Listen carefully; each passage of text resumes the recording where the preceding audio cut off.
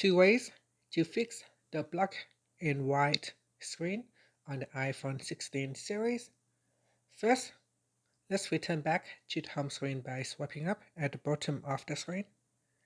Then on the home screen, tap on Settings. Next, from the Settings page, we scroll down and then tap on Accessibility.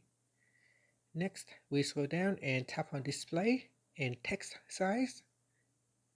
In here, scroll down and tap on Color Filters.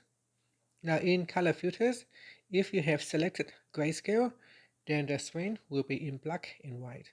So here you can choose a different color filter, or you can simply turn off color filters altogether, and that will allow your screen display to have color again. Another things that can cause your screen to go black and white is the zoom filter. So here in Settings, we go down and tap on Accessibility, then tap on Zoom. When zoom is turned on, and if you select zoom filter to grayscale or grayscale inverted, you will notice that your screen will also be in black and white. In this case, you have two options.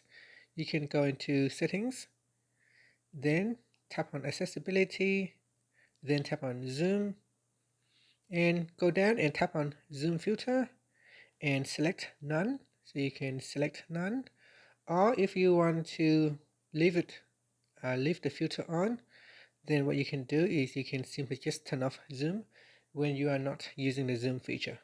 So you can simply just turn off zoom, and later on when you want to start using the zoom feature again, you can turn it on, and that will allow you to turn on zoom with the zoom filter switch on already. And that's it.